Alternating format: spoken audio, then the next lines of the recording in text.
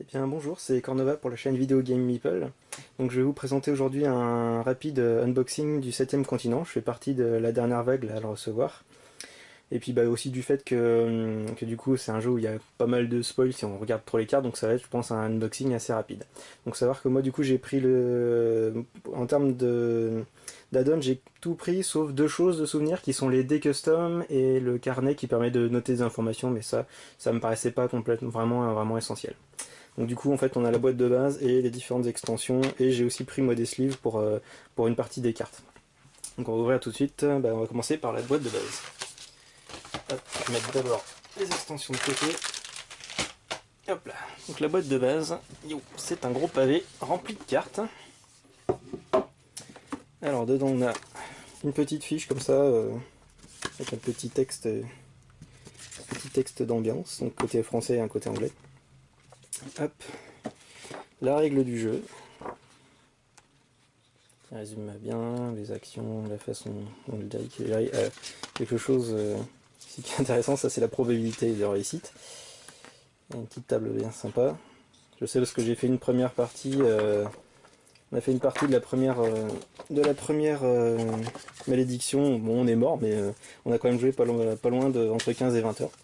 Alors on a aussi des aides de jeu pour chaque joueur, parce qu'on peut jouer jusqu'à 4, avec les différents types d'actions, le comportement des actions, les différents types de ressources, et comment comprendre les différents tests, comment on les réalise, et la phase de réalisation du déroulement d'une action.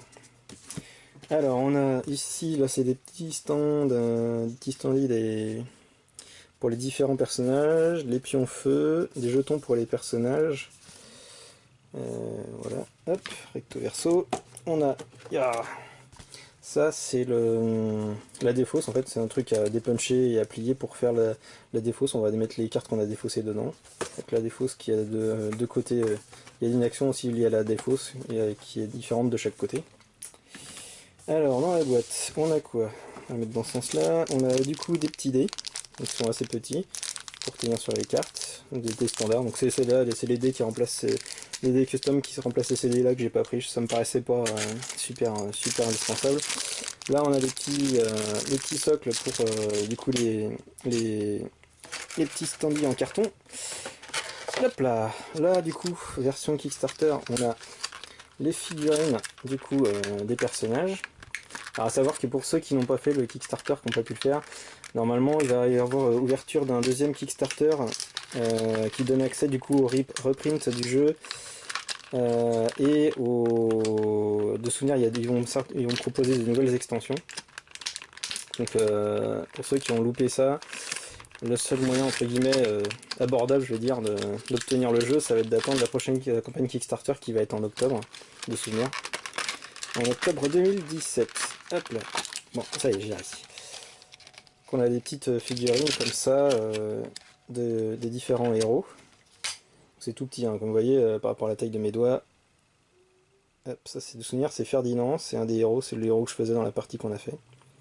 Donc moi je vais les faire peindre par un ami pour donner un peu plus de cachet, et puis ça permet de mieux les représenter une fois qu'elles sont sur le terrain. Donc on a les différents héros là, je vais peut-être pas les sortir une par une. Et on a les jetons de feu du coup, enfin les figurines de feu du coup, qui représentent du coup des feux, des petits feux qu'on peut faire du coup.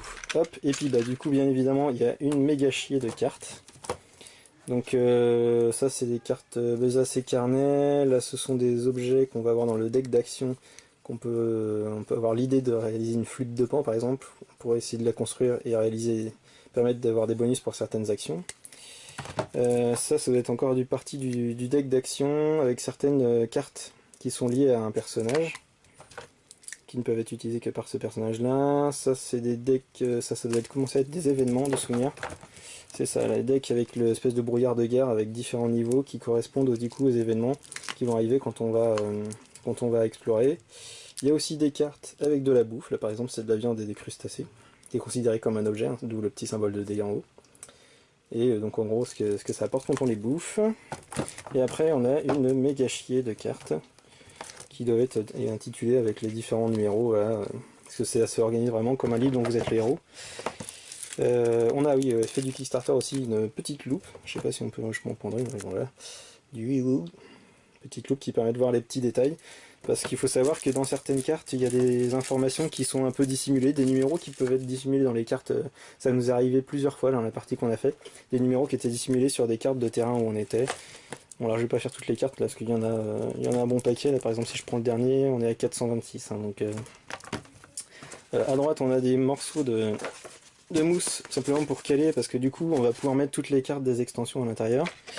Et en dessous, on a les intercalaires qui permettent de ranger le jeu en fait. Donc là, avec les différents numéros de cartes. Là, ce seront les événements de niveau 1. Ça, c'est l'explication comment organiser la boîte, tiens, parfaitement.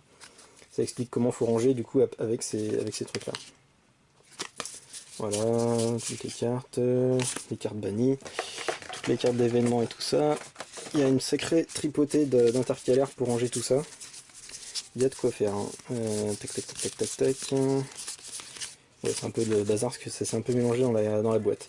Bref, du coup, on a ça, et en fait, c'est tout ce qu'on a dans la boîte de base. Enfin, tout. C'est quand même pas mal parce que ça permet déjà, à mon avis, de jouer pendant un bon paquet de temps.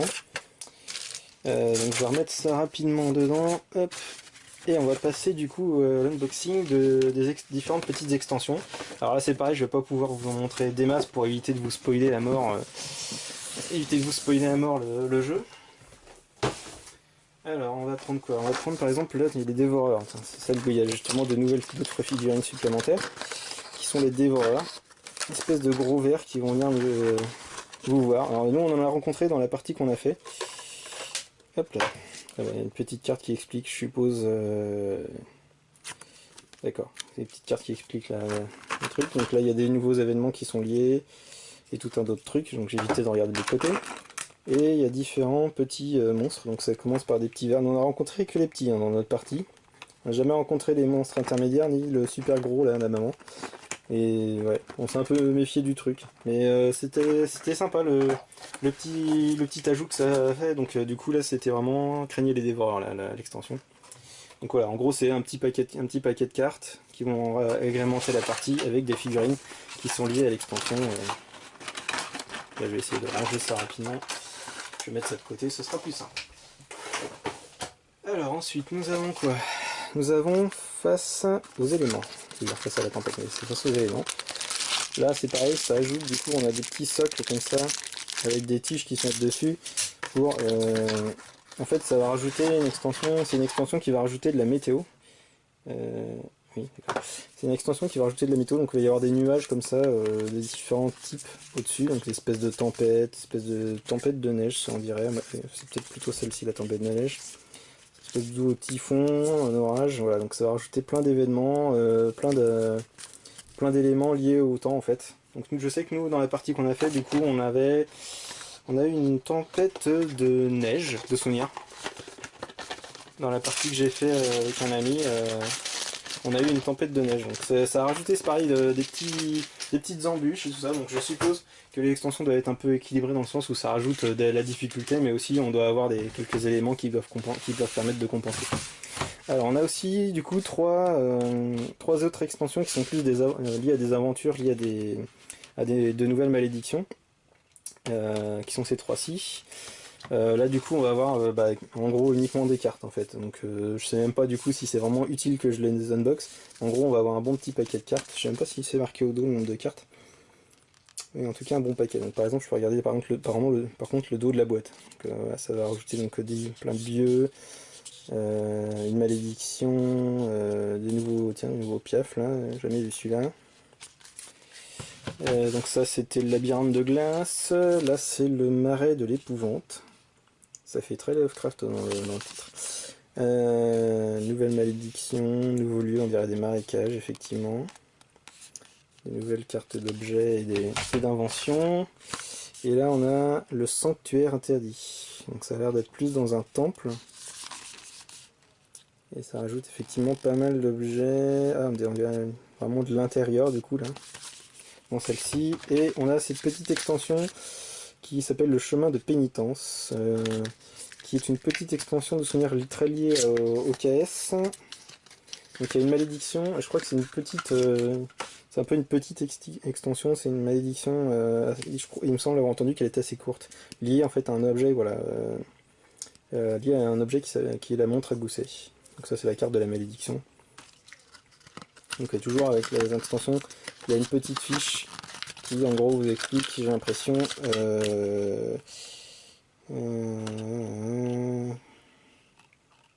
d'accord, donc c'est ça, si ça explique comment jouer en fait l'extension, comment la mélanger à la boîte de base, tout simplement. Donc voilà, donc ça fait rajouter tout un tas de choses. Donc ouais, du coup ça va rallonger encore la durée de vie du jeu qui est déjà assez énorme, parce que du coup je vous dis on a fait une partie entre 15 et 20 heures en 4 sessions je crois de souvenir, 3 ou 4 sessions. Et bah du coup on est mort en cours de route, mais on avait quand même bien avancé sur la première malédiction. Du coup ce que j'ai pris en plus moi comme en KS c'est du coup des sachets de sleeve pour sleever le deck d'action en fait qu'on va le mélanger pas mal. Du coup en fait il n'y a que cette partie là qui est vraiment potentiellement utile à sleever en fait pour les protéger, puisque le reste des cartes elles vont rester dans leurs intercalaires et elles vont pas bouger à moins juste qu'au moment où en fait on va les sortir. Donc voilà, c'était c'était un rapide unboxing du 7ème continent.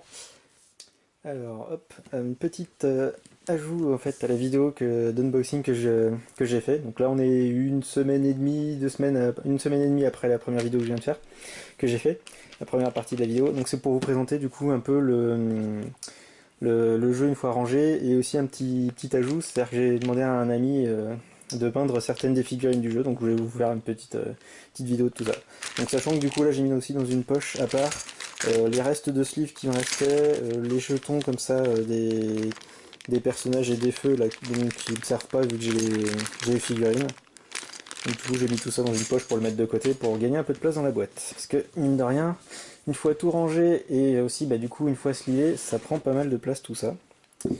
Donc du coup là on se retrouve avec la défausse démontée, les aides de jeu. Là, je me suis imprimé aussi des errata en fait sur les différentes tuiles. Pour le moment, il y en a que sur 11 cartes, je crois, là où j'en suis à l'heure actuelle. La règle. Et du coup, donc là, on a les dévoreurs qui sont pas peints. Comme ils sortent au final assez peu, ça me paraissait pas forcément opportun de les faire peindre. C'était plus les héros et les pions-feu qui étaient utiles. Du coup, je m'aperçois que j'ai mis ça dans l'autre sens. Voilà. Donc du coup, en fait, on a les différents trucs. Je sais pas comment je vais réussir à les enlever. Hop, je vais essayer de faire ça. Je vais mettre les figurines de côté, ça sera plus pratique. Voilà, en enlevant ça, ce sera plus facile. Hop là, du coup, là j'ai un premier rack, du coup, où j'ai... Du coup, là, bon, là c'est les règles des différentes extensions. On a... ça c'est la loupe. Là on a les malédictions, les différentes malédictions qui sont slivées parce que du coup elles se retrouvent dans le deck d'action. Les cartes de héros qui sont là. Là on a toutes les compétences qui sont slivées du coup, qui sont le deck vraiment d'action. Les compétences avancées... oui c'est ça, non ça c'est des... Compétences... Ah, attendez, non ça c'est oui, ça c'est le deck d'action, pardon. Là on a les compétences des personnages qui vont aussi se retrouver dans le deck d'action. Ici les compétences avancées qui sont slivées aussi, parce qu'elles vont potentiellement à certains moments en fait on va pouvoir dépenser des points d'expérience pour en fait rajouter les cartes dans le deck d'action. Donc c'est toutes ces cartes là. Juste derrière on retrouve les différents types de cartes événements. Donc là à partir de là plus rien n'est slivé, hein. Il n'y a vraiment que toutes ces parties là des cartes. Les cartes d'action, les cartes de compétences qui sont slivées, et les cartes de malédiction. Donc ça fait pas énormément de sleeves, mais bon ça prend du coup un peu plus de place dans les racks. Donc on a ce rack là, hop, et puis bah, après du coup c'est des racks vraiment de cartes là, donc tout ce qui est toutes les premières cartes jusqu'à 50, 100, 200, 250 et tout ça. Là j'ai mis les jetons là de météo. Et après, hop, on a tout le reste des cartes. Donc là j'ai les dés aussi qui sont là. Toutes les cartes 300, 400 et 500. et 600. Et puis derrière, ici on a les cartes, toutes les cartes, les intercalaires et les cartes qui servent en fait pour faire la sauvegarde. Qui sont derrière. Donc vous voyez, ça a bien rempli mine de rien. Avec le jeu slivé en fait, ça remplit vraiment bien la boîte.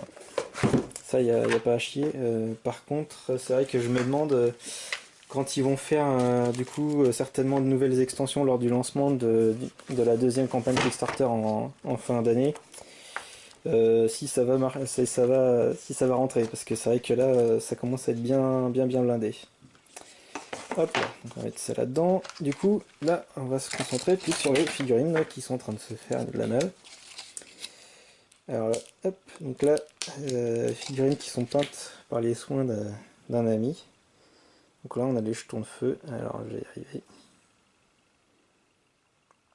Voilà, jetons de feu. Avec le bois et tout ça. Donc c'est bien parce que ça va faire sortir les détails. Au final, les figurines sont plutôt bien détaillées. Donc, mais comme elles sont très petites, c'est vrai que ça se voit pas forcément au premier abord. Hop, donc je vais essayer de les sortir. Hop. Donc là, on a des héros. Si la mise au point veut bien se faire, oui.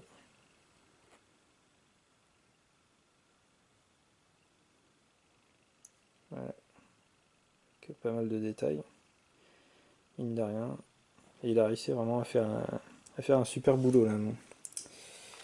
C'est un ami qui peint très bien les figurines. Du coup là, j'ai pas trop hésité à lui faire peindre ça parce que du coup ça permet de mieux identifier les héros sur le plateau, enfin sur les cartes. Et franchement, ouais, c'est. Du coup, on voit vraiment tous les petits détails, c'est vraiment super sympa. Parce que c'est vrai qu'on a fait une partie de souvenirs avec un ami, je crois. Et distinguer par les figurines non peintes, des fois c'est pas simple. Il y en a quelques-unes, il y en a 2-3 qui se ressemblent. Avec le livre et tout, et la sacoche.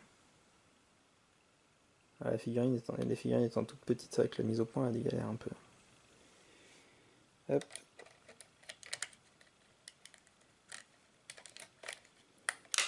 Tac. Zou.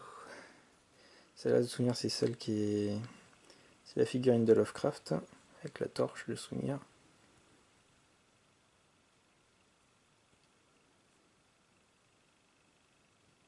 J'ai pas fait gaffe. Il a un tentacule au niveau du pied. Nice. Typiquement, il y a des détails sur les figurines que j'avais pas du tout vu. Hop là. Avec son bâton de marche, celui-là. Et sa pelle dans l'autre main. Voilà. Il en reste deux. Tac.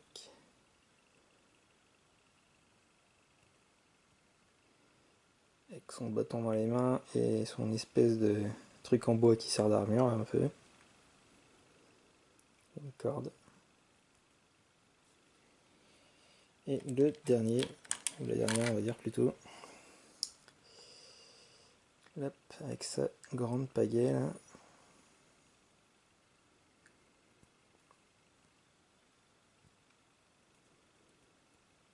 Alors, je sais pas, la vidéo va peut-être pas rendre forcément trop honneur à la peinture. Je galère un peu à les filmer. Voilà, donc voilà, c'était juste une petite ajout à la vidéo pour vous montrer un petit peu à quoi ça ressemblait. Une fois que les cartes étaient complètement triées, slivées. Et puis les figurines peintes aussi. Donc voilà, donc ouais, sachant que moi là sur les sleeves, je sais plus combien il y en avait dans le pack pour le premier KS.